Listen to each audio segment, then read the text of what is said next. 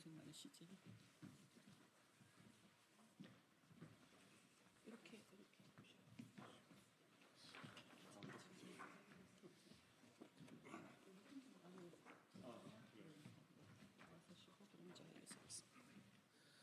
그 수행들 참고로 현수막 안으로 들어와야 저기 영상에 다 들어옵니다. 네. 이쪽으로 한 분 더 오세요. 네, 선생님 이쪽으로 오세요.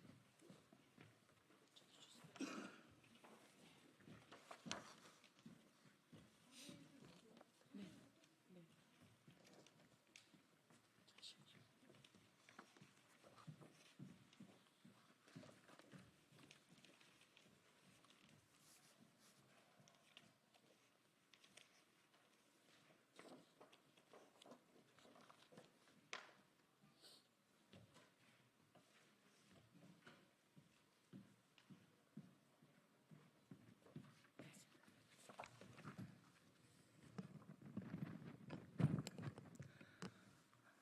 네, 반갑습니다.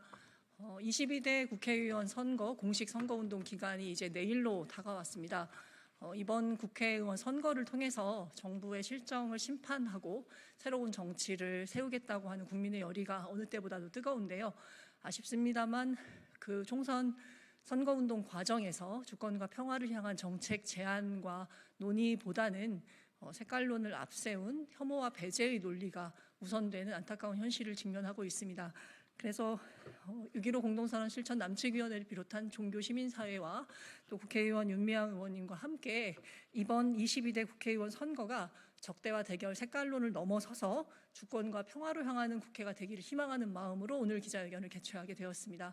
이번 기자회견의 취지를 두 분으로부터 듣겠습니다. 먼저 윤미향 의원님 말씀 듣겠습니다.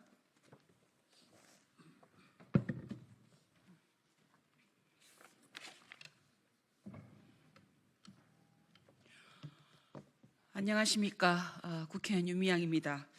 22대 국회의원 선거가 2주 뒤로 다가섰습니다.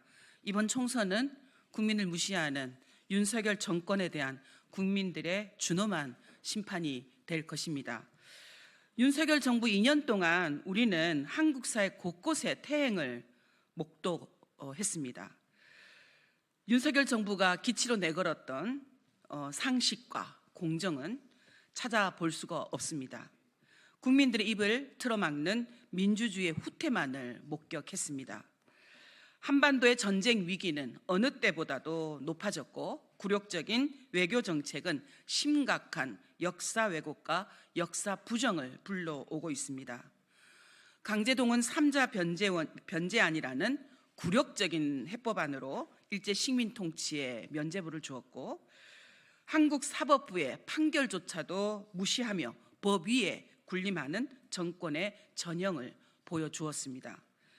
일본군 위안부 피해자와 강제동원 피해자 등 일제 제국주의의 피해자들과 그 유족들에게 국가는 또다시 고통을 주었습니다.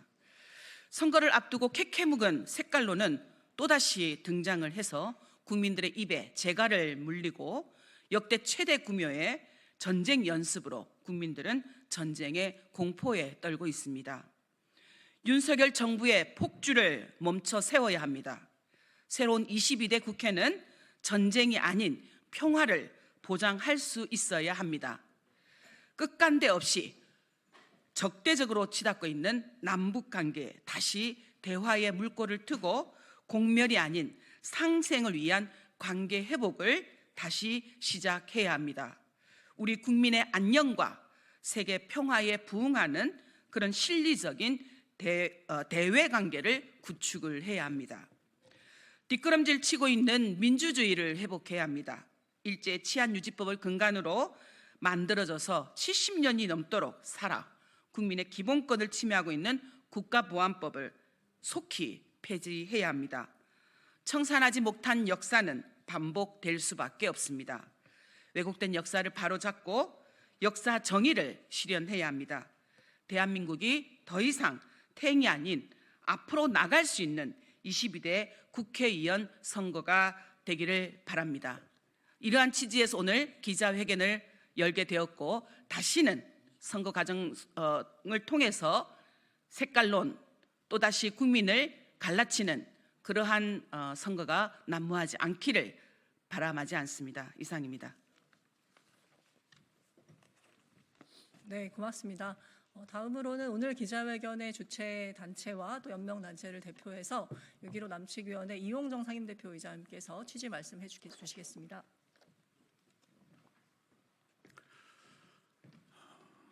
대한민국 최대의 공론장인 의회 정치가 식민과 분단의 굴레를 벗어버리지 못하고 분단 냉전 체제의 사슬에 묶인 채 근본적인 한계를 드러내며 국가 위기를 초래하고 있습니다. 주권자인 국민의 의사소통적 합리성을 토대로 대의적 입법 과정을 추진해야 할 국회가 양당 정치의 정파적 편집증과 분단 냉전 세력의 분열증에 의해 국민의 마음의 지질층을 찢어내며 사회 통합을 저해하는 적대적 갈등의 본산이 되고 있습니다. 모든 권력은 국민으로부터 나온다는 주권 재민의 헌법적 가치를 구호처럼 외치며 표를 구하지만 사실 국민 주권은 권력 재생산을 위한 선동적 의회 정치의 값싼 도구로 변질된 채 소모되고 있습니다. 윤석열 정권이 들어선 이후 촛불 시민혁명을 통해 드러난 국민의 정치적 의지를 무효화하고 거세하려는 역사 태행적 시도가 전방위적으로 이루어지고 있습니다. 윤석열 정권은 한반도에 들이운 분단 냉전 독재의 억압과 폭력의 먹구름을 걷어내고 자주와 평화통일과 민족 대단결의 햇살을 비추기 위해 희생적으로 노력해온 한반도 평화 주권자들의 연대를 반국가 세력으로 규정하고 국가보안법을 전가의 보도처럼 휘두르며 종북 좌파 머리로 우리의 평화 주권 의식을 위협하고 있습니다. 윤석열 정권과 함께 여당과 보수 언론, 수구 냉전 세력은 색깔론을 강요하며 국민을 혐오와 차별, 배제와 대결의 분단 냉전 정치로 갈라치면서 이를 위한 법적 토대를 강화하겠다고 공언하고 있습니다. 촛불 시민혁명의 열매를 자족적으로 독식한 거대 야당은 총선 냉전 전국에서 권력 재생산을 위해 자기 검열을 하며 평화 인권 활동가들의 국회 진출을 차단하는 퇴행과 모순의 정치를 자행하고 있습니다. 그러나 우리는 결코 좌절하지 않습니다. 우리에게는 주권 재민의 역사의 진보를 이뤄온 아프지만 찬란한 기억의 유산이 있습니다. 우리는 의회 민주주의에 꽂힌 선거를 통해 민주의 진보를 이루고 주권 재민의 역사를 완성하기 위해 인내하며 노력할 것입니다. 우리는 이번 총선을 통해 구성될 22대 국회를 통해 한반도의 자주와 평화통일과 민족 대단결의 햇살을 비추기 위해 국민의 평화 주권을 바르게 세우는 제반 입법 과정을 추진할 것입니다. 힘에 의한 평화를 주창하며 한반도의 폭력적 분단 체제를 강화하는 윤석열 정권의 군사 외교 안보 정책을 바로잡기 위해 신냉전 동맹 체제와 국가보안법을 폐기하고 한반도와 동북아시아에서 주권자인 국민의 생명 안보를 증진시키는 관련 입법 과정을 추진할 것입니다. 남과 북이 대화와 협력을 통해 분단 체제의 이질성을 갈등이 아닌 조화로 극복하고 상호 신뢰를 토대로 자주 통일을 지향하는 평화 주권 시대를 열어갈 수 있도록 남북 교류 협력법을 갱신할 것입니다. 이와 함께 식민 잔재를 척결하고 분단 체제를 극복하는 역사 정의를 바로 세우기 위한 입법과 사법 정의를 구현해 나갈 것입니다. 한반도의 평화 주권자인 우리는 한반도에서 영구적이며 적극적인 평화 체제를 구축하기 위해 국가 안보를 등자하며 민주 시민의 보편적 자유와 평화 주권과 생명 안보를 유린하는 윤석열 정권의 폭력적인 국가보안법 통치를 거부하며 국회가 분단 체제를 극복하고 자주와 평화과 평화통일과 민족 대단결을 이루기 위한 평화적 수단을 정책화하고 조문화하도록 최선을 다해 감시하며 참여할 것입니다. 감사합니다.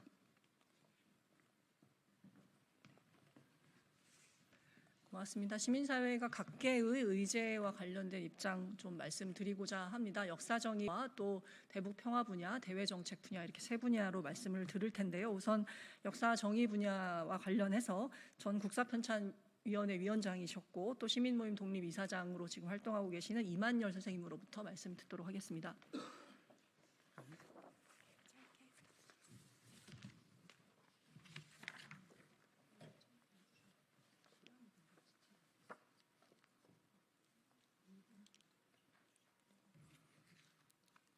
안녕하십니까. 이만열입니다. 저는 역사학도로 살아온 사람입니다. 한때 국사편찬위원회 위원장이라는 과분한 소임을 맡기도 했습니다. 대한민국의 역사 정체성을 확립하고 다음 세대에 물려주는 것을 평생의 업으로 살았습니다. 스스로에게 자랑스러운 일이었습니다. 하지만 저는 오늘 참담한 심정으로 이 자리에 섰습니다. 어처구니 없이 역사농단이 백주대낮에 행해지고 있습니다. 역사의 수레바퀴가 뒤로 굴러가고 있습니다. 선열들이 피와 땀으로 일구어낸 대한민국 역사가 근본부터 흔들리고 있습니다. 대한민국은 반봉건 반외세의 가치를 들었던 1894년 동학농민혁명의 그 뿌리를 두고 있습니다.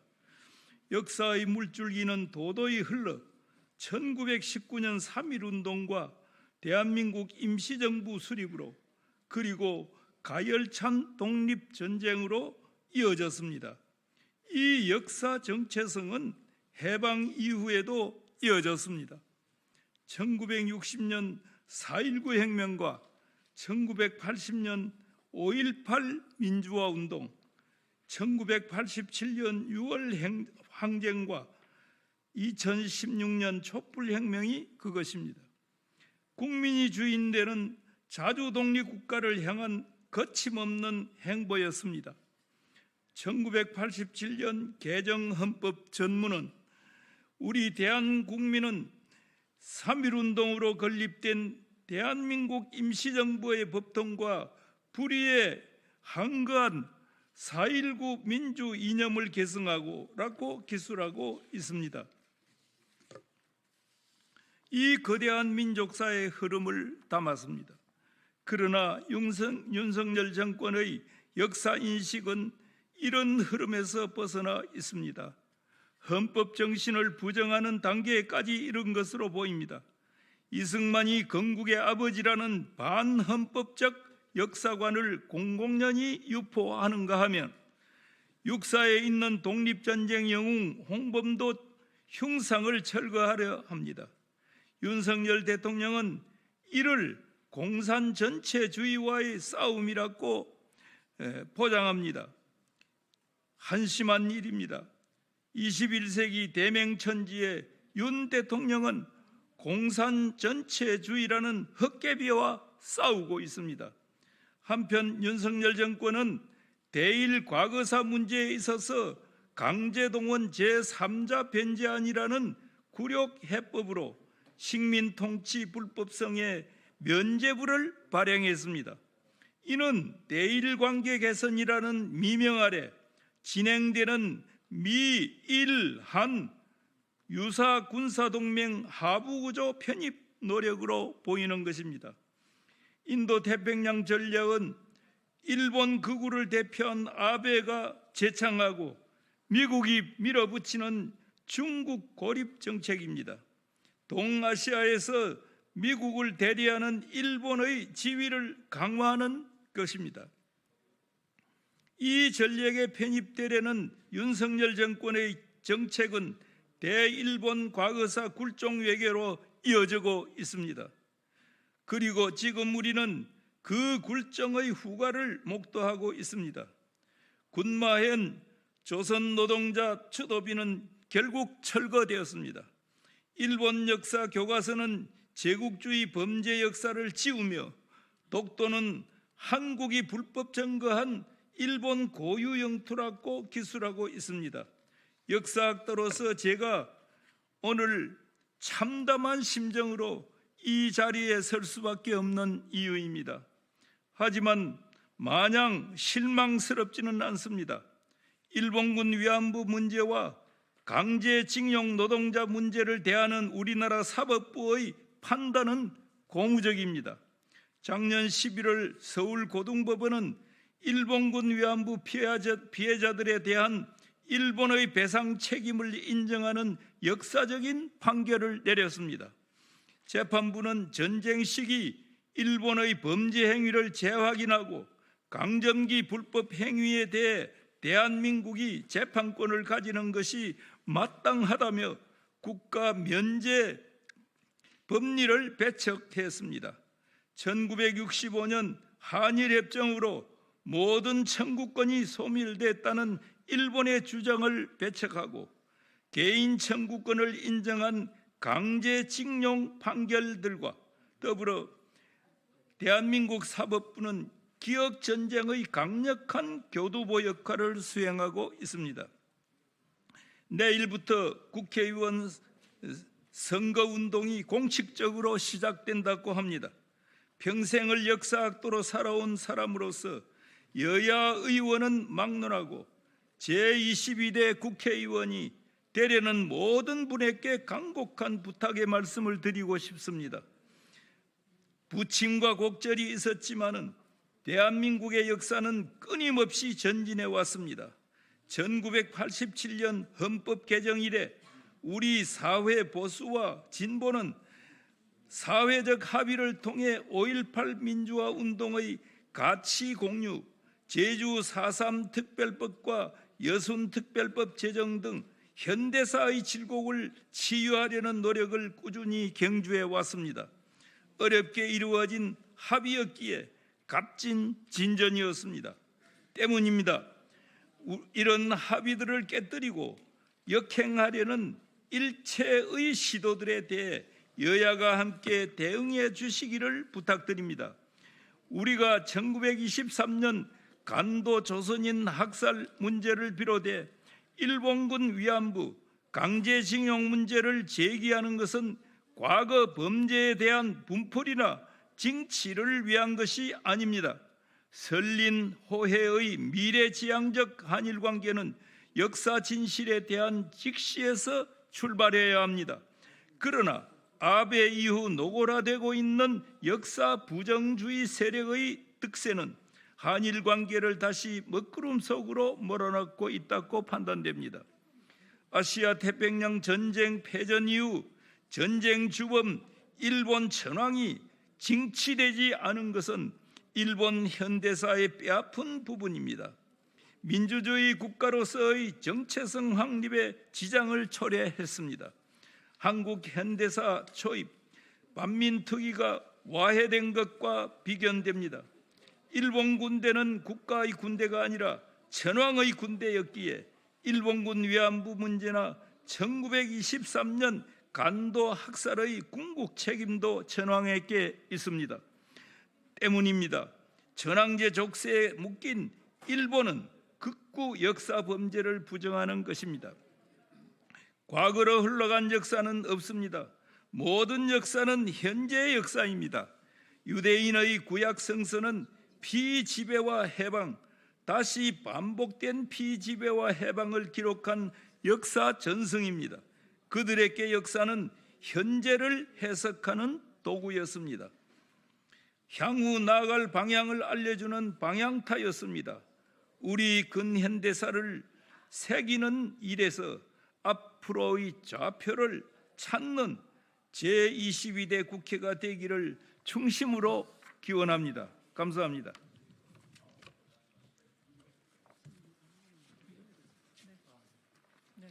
역사정의 분야 말씀 들었습니다. 이제 그 대북 정책 관련한 그 분야와 관련해서 그 전 동국대학교 교법사셨던 진우 스님께서 말씀해 주시도록 하겠습니다. 안녕하십니까. 동국대학교 해직교법사 진우입니다. 야단법석 대변인 맡고 있습니다. 오다 프랭카드를 봤습니다.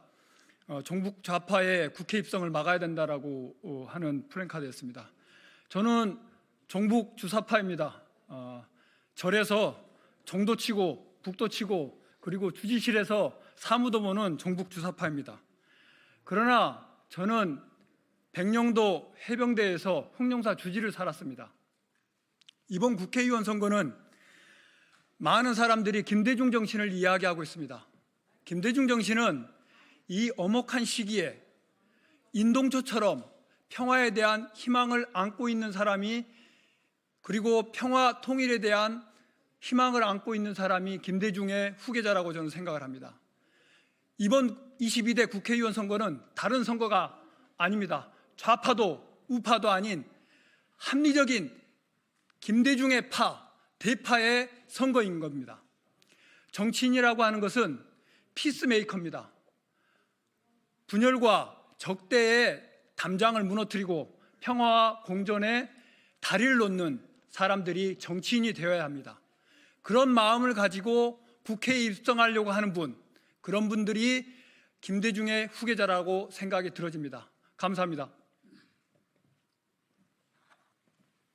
네, 고맙습니다. 다음으로 대외정책 분야 관련해서 이장희 한국외대 명예교수님께서 말씀해 주시도록 하겠습니다.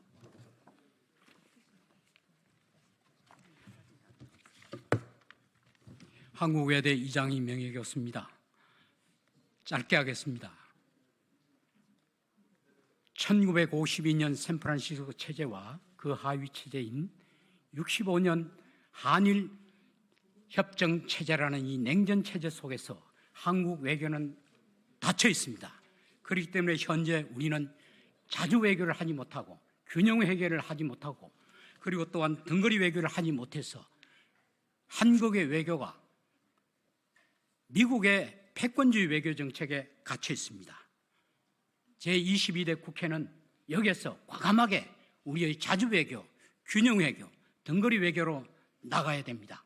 그리 위해서는 국회는 산권 분립에서 행정부의 독주를 막아야 됩니다. 두 가지만 제안하겠습니다. 첫 번째는 남북 정상 합의를, 어렵게 합의한 합의를 법적 구속력 있게 이것을 국내 법화시켜야 되는데 이걸 국회 비준 동의가 어려웠습니다. 그래서 제22대 국회는 국가보안법이나 남북교류협력 특별법 개정이 어려우면 남북정상합의 법적 구속력 특별법을 반드시 제정해서 국가보안법, 남북교류협력법과의 직접적인 충돌을 피하고 남과 북의 민간 교류나 그리고 협력이 범죄가 되지 않고 자유롭게 할 수 있도록 해서 아무리 남북관계가 긴장이 돼도 남과 북 사이의 교류와 대화의 건이 이어지기를 바랍니다. 감사합니다. 네, 고맙습니다. 시민사회의 주요한 요구와 관련해서는 기자회견문을 통해서 내용이 담겨 있습니다. 오늘 시간 관계상 기자회견문 전문을 낭독하지 않고 주제어 중심으로 간단하게 말씀드리도록 하겠습니다. 전국 여성농민의 총연합의 양옥희 회장님께서 선언문과 요구안 말씀해 주시겠습니다.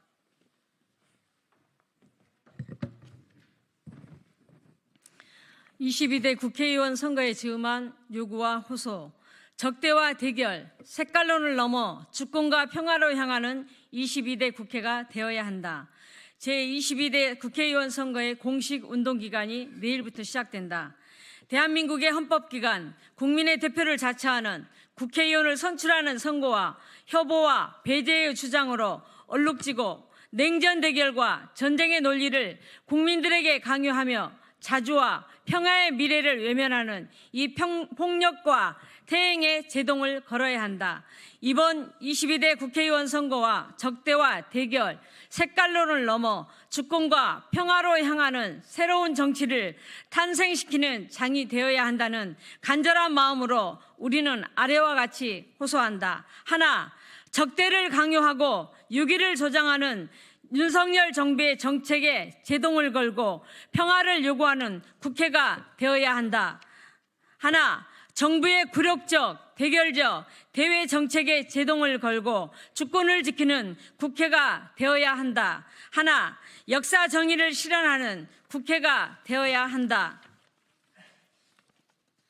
모름지기 대한민국의 헌법기관이자 국민의 대표가 되기를 자처하며 총선에 출사표를 던진 모든 국회의원 후보자들은 국민의 생명과 안전을 최우선으로 지키라는 헌법의 명령, 자주 독립과 평화 통일의 지향을 또렷이 한 헌법 정신에 충실해야 한다.